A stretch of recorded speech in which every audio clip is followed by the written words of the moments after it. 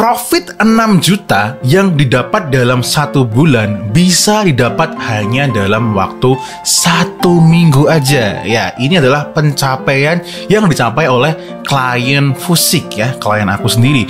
Nah, ini apa sih yang dilakukan oleh klien aku ini? Apakah dia melakukan perombakan yang signifikan terhadap bisnis online-nya?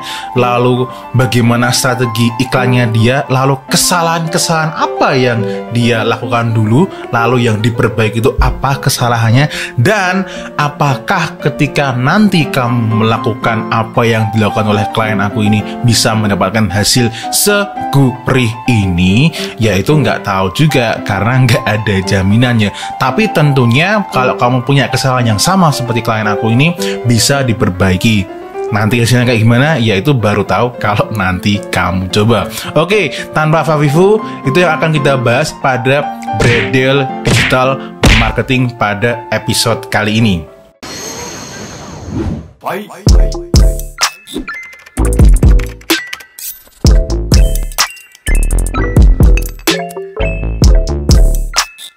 Oke guys, sebelum aku mulai ya untuk membahas Bredel Digital Marketing pada episode kali ini ya, ini aku juga senang banget karena akhirnya setelah sekian lama Bredel Digital Marketing itu kembali on air lagi ya, kembali aku upload ya.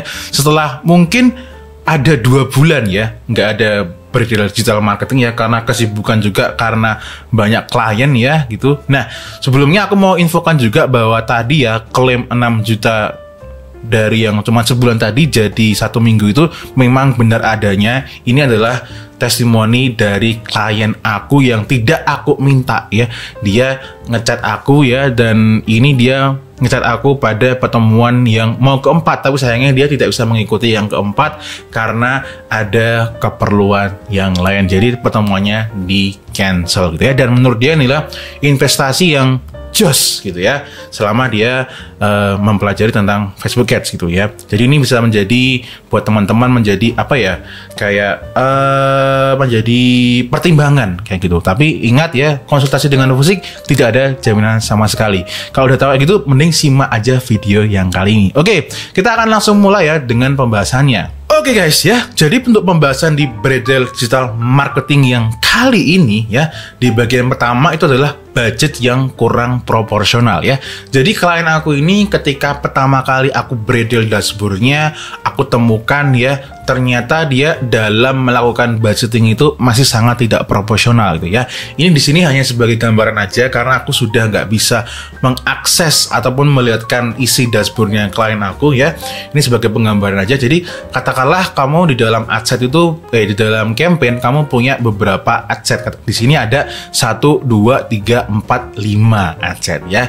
Dengan 5 adset ya, itu seharusnya teman-teman itu seminimalnya kalau ada 5 di dalamnya ada 2 konten iklan, seminimalnya itu ada di budget 500.000. Jadi satu adset minimal ada 100.000. Itu aku udah sering ngomongin itu berulang-ulang sampai aku berbusa ya. Ya, jadi kenapa ini penting banget budgeting yang proporsional? Kalau budgetnya kekecilan, katakanlah nih dengan semua aset ini ya, terserah mau pakai CBO ataupun EBO ya.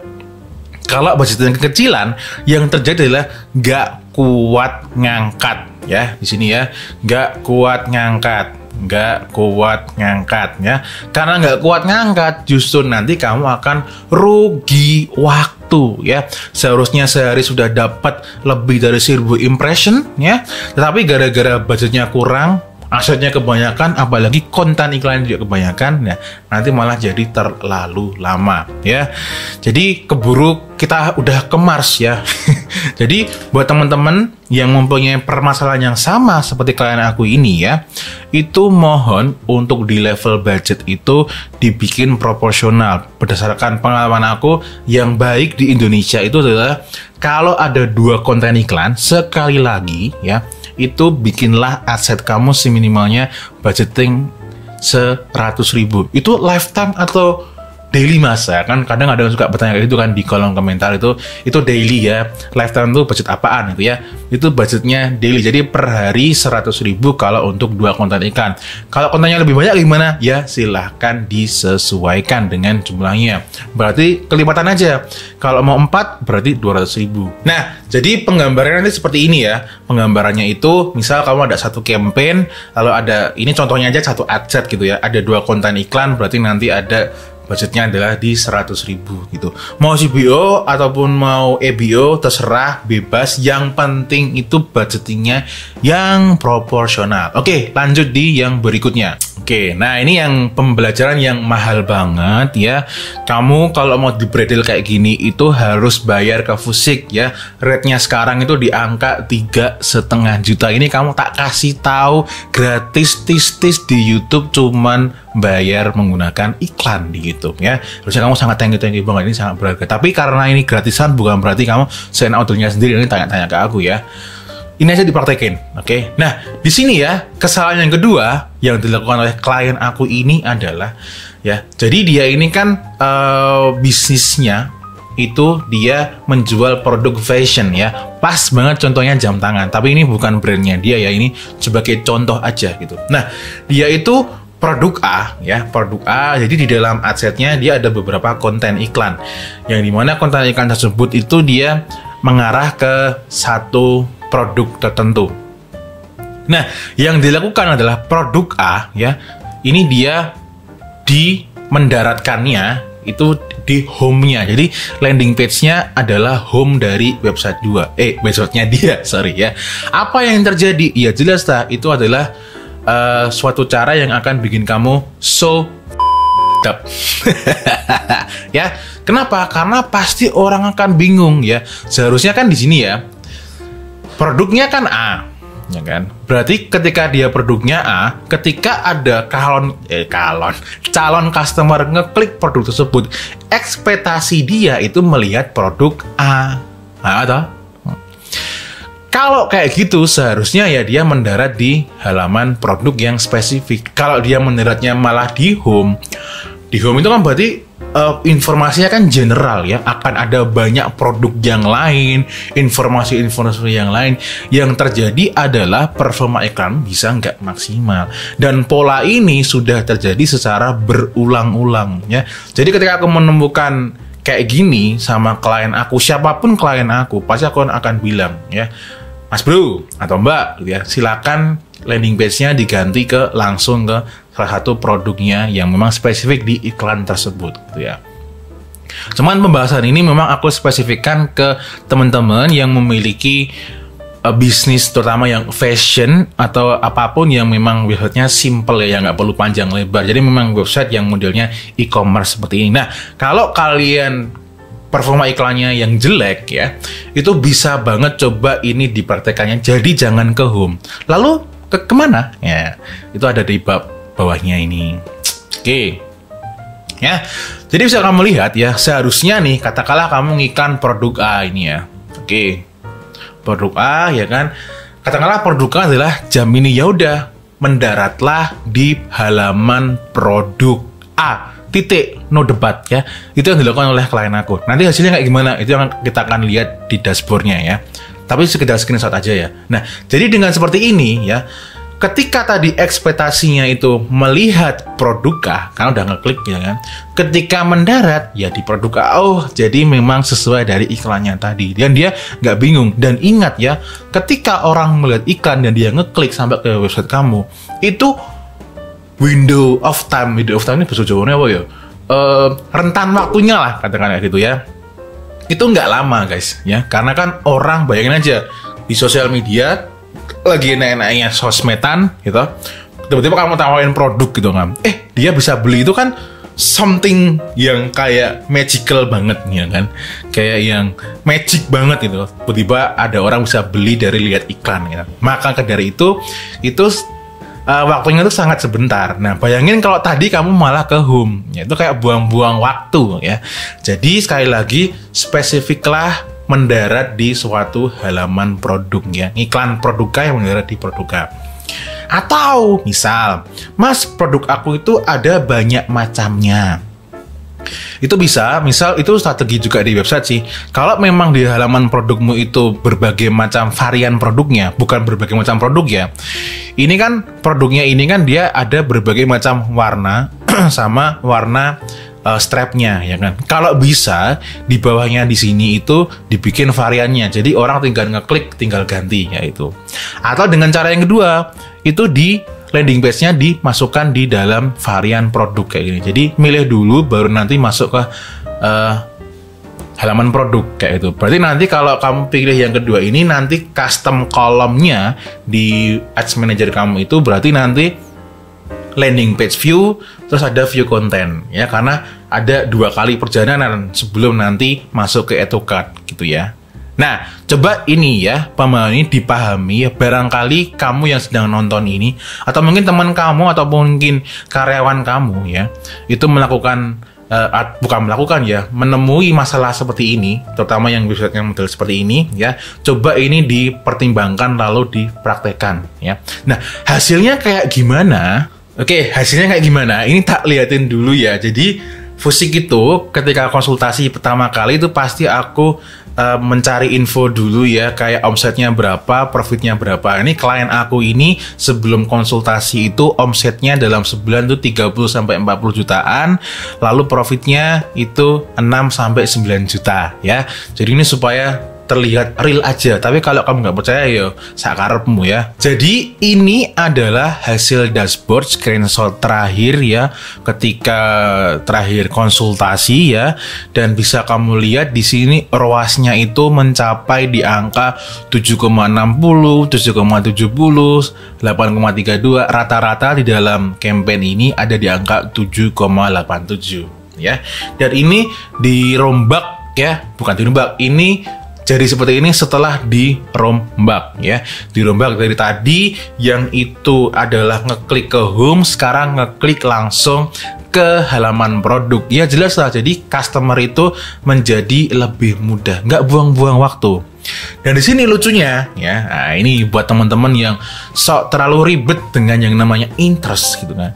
Lihat, interestnya itu simple aja ya, cuman hijab fashion, OOTD, jam kayak itu apa? Kayak hijab fashion itu kan something yang mungkin buat kamu yang jualan jam itu kayak gak nyambung gitu kan. Tapi nyatanya bisa. Maksudnya di sini adalah guys ya. Jadi sebenarnya interest itu tuh nggak perlu diributkan. Yang penting itu adalah produk sama marketingnya ya. Nanti terkait pembahasan ini atau terkait interest nggak terlalu penting-penting amat itu nanti akan aku bahas di Facebook Ads Anti Dukun Series ya, nanti entah di minggu kedua atau ketiga ya, nanti tunggu aja gitu. Dan ini di sini ya hasil ROAS-nya ini. Oke, BTW mungkin kamu yang nyimak ada yang belum tahu apa itu ROAS, panganan macam opo ya. ROAS itu adalah return on ad spend. Jadi katakanlah ini 1 juta gitu kan, yang balik berarti 7,87 kali lipat gitu ya. Jadi kembalinya berapa investasinya di dalam iklan ini gitu. Jadi semua yang di sini ini ternyata ini belum semuanya ya, karena si iOS. Jadi buat teman-teman yang belum tahu kan, Facebook Ads itu kan sekarang kena dampaknya peraturan si iOS terbaru itu. Jadi angka di dashboardmu itu nanti ada kemungkinan besar itu selisihnya akan berbeda. Jadi mungkin di dashboard itu cuma 5 tapi aslinya 7 atau mungkin 10 itu bisa terjadi ya. Dan ini seperti teman-teman lihat ya, ini ternyata kan kalau konsultasi dengan Fusik itu ya, nanti setelah beberapa pertemuan atau setiap pertemuan itu kita bikin yang namanya laporan ya, laporan di luar dashboard. Apalagi keadaan iOS seperti ini tuh wajib banget. Nah, ternyata guys itu ROAS-nya lebih tinggi ya, ada di angka 8,99, hampir menyentuh. Ini dari tanggal 26 September sampai 04 Oktober ya, ini berapa hari ini ya. Itu total omsetnya ada di angka 26.494.251 ya kan. Total marginnya itu 9.697.641. Total marginnya dikurangi biaya iklan ya, itu ada di angka 6.750.787 ya. ROAS-nya di angka sekian. Cost per purchase-nya, jadi biaya setiap pembeliannya itu ada di angka 45.336. Yang menarik di sini juga adalah conversion rate di dalam websitenya itu adalah di angka 6,40. Padahal CTR miliknya, sorry ini tak tulis secara manual ya, lupa di Google Sheet-nya dihitung ya. Ini cuma di angka 0,75%. Jadi mungkin teman-teman di sini ada yang kebingungan ya, CTR link klik aku itu rendah banget deh kan ya gitu. Ya itu tergantung ya. Apakah dengan rendah itu bisa mencukupi selanjutnya? Ternyata ini kan dari landing page view atau checkout ya kan sampai purchase ternyata nggak bikin boncos ya. Ya tentu kalau CTR link kliknya bisa ditingkatkan, cuannya bisa lebih gede ya. Cuman di sini tidak menjadi masalah gitu. Nah mungkin kamu bertanya, Mas kok bisa sih CTR link kliknya itu nggak gede-gede amat gitu kan?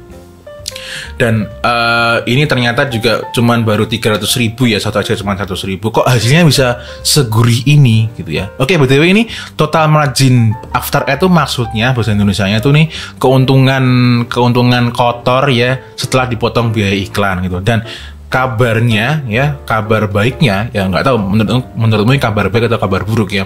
Ini seingat aku klien aku itu masih single fighter ya. Jadi ini total margin after itu ya bagi dia ya profit ya. Nah kok bisa segede ini? Ya akan kita bahas di selanjutnya. Jadi gini guys ya, hasil yang segurih itu tadi itu karena dipengaruhi ini ya. Ini apaan nih? Ada gambar robot, tak jelasin dulu ya. Maksudnya gini, ini adalah si Facebook Ads gitu kan. Nah di Facebook Ads ini kan terjadi prosesnya ya, proses diolah iklan-iklannya lalu ditujukan ke audiens yang ada di kolomnya Facebook sama Instagram. Nah, hasilnya itu sesuai dengan input kita. Ya, inputnya itu apa? Produknya, marketingnya, sama brandingnya ya. Ini yang masuk ke sini diolah ya kan, terus menjadi hasilnya gitu. Nah, tadi klien aku kenapa hasilnya bisa sebagus itu? Karena dia itu menjual barang yang barangnya itu harga aslinya itu memang cukupan lah ya. Tapi barang yang aslinya itu memang dianggap oleh market itu sebagai barang yang menjadi barang keinginan, barang wishlist lah kayak gitu ya. Cuman somehow aku nggak tahu dia bisa mendapatkan produknya itu dengan harga yang jauh lebih murah. Tapi aku nggak akan reveal ya, nggak akan menunjukkan ke kalian atau menyebutkan ke kalian produknya apa, nggak etis juga ya. Jadi ketika orang-orang memang sudah berminat dengan produknya tersebut, lalu lihat konten iklannya, masuk websitenya, harganya bisa jauh di bawah harga yang ofisialnya, apa yang terjadi? Orang akan beli ya. Dan seingat aku dia bisa memberikan garansi yang original ya. Ya jadi jangan kaget kenapa kok ROAS-nya bisa sampai di angka 8,99 ya kan, dan cuannya bisa segitu gitu kan. Ya, jadi pembelajaran juga dari sini ya. Kadang itu produk kamu udah bagus, marketingnya udah bagus, brandingnya udah bagus gitu ya, tapi karena teknis iklannya dan atau mungkin pemahaman funnel journey dari customermu tuh kurang oke, itu bikin tersendat gitu kan. Seingat aku dulu dia itu ROAS-nya cuma di angka 2-3 gitu kan. Tapi ternyata setelah diperbaiki dari tadi ya, flow-nya ya, customer journey-nya ya, dipersingkat langsung ke halaman produk page ya, halaman produk page maksudnya ke produk page, itu menjadi lebih bagus ya. Cuman itu tidak pasti ya, karena ingat, beda produk, beda marketing, beda branding pasti akan beda hasil. Itu tadi ya guys, itu tadi adalah kesimpulan intisari dari konsultasi yang aku berikan kepada salah satu klien aku yang berjualan produk fashion di website ya, yang aku persingkat jalurnya sehingga ROAS-nya menjadi jauh lebih cakep gitu kan. Nah pertanyaannya kan tadi, kalau kamu udah nonton dari awal sampai sekarang dan akan kamu praktekkan nanti setelah ini, apakah hasilnya bisa mirip seperti ini? Ya nggak tahu ya, tergantung produkmu, marketingmu, brandingmu, demand-nya, permintaan dari produkmu seperti apa gitu ya. Itu akan mempengaruhi. Dan aku ya ada satu lagi yang lupa ya, klien aku ini tak tanya ini, apakah hasil yang di dashboard itu stabil di angka tersebut? Ternyata stabil ya. Berarti ini adalah bukti juga bahwa ternyata demand atau permintaan dari produknya di marketnya itu juga mempengaruhi terhadap kestabilan dari iklan yang ada di dashboard Ads Manager kamu gitu. Dan kabar baiknya buat teman-teman yang memang butuh banget ya untuk mendapatkan sesi konsultasi seperti ini sama Vuzix secara one on one ya, itu nanti dashboard kamu akan aku bredel sebredel-bredelnya, akan aku bedah ya. Kalau jelek aku akan bilang jelek, kalau aku bilang ini perlu diperbaiki. Nah, itu silakan daftar konsultasi aja.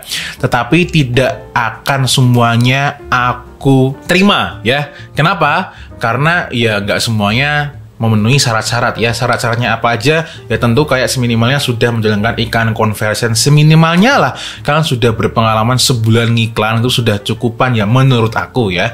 Cuman kalau lebih dari itu alangkah lebih bagus ya. Terus kalian sudah nggak ribet dengan masalah kayak masang pembayaran kayak gimana ya, masang pusil kayak gimana, waduh itu jangan ikut dulu ya. Dan syarat-syarat yang lainnya ada langsung di website aja. Nanti daftarnya langsung di sini. Dan ketika aku gambleh ini, ketika ngomong ini itu masih ada slot untuk bulan November ini, ada 2 ya. Jadi buat kamu kalau ada 2 orang manusia pilihan yang mau daftar konsultasi dan memang kamu butuh dan ada dananya ya, sekali lagi karena ini nggak ada jaminan sama sekali ya, silakan kalian bisa daftar di sini ya. Mumpung lagi ada slotnya sisa 2 buat kalian ya, 2 orang manusia pilihan. Oke, kalau belum ada budgetnya gimana? Ya silakan maksimalkan dulu yang ada di YouTube-nya Vuzix. Ini bener-bener daging guys, sumpah swear rangapusi ya. Oke, gitu aja untuk video kali ini. Udah panjang banget, ntar ngeditnya malah belibet-belibet. Itu aja, silakan dipraktekkan. Ya, semoga bisa mendapatkan hasil yang lebih bagus dari sebelumnya. Kalau belum ya silakan di bredel apa yang perlu kamu perbaiki. Gitu aja dari Vuzix untuk kali ini ya. Terima kasih sudah nonton Bredel Digital Marketing pada episode terbaru kali ini. Ya, as always, may we always live in prosperity. This is Vuzix signing off. Bye bye.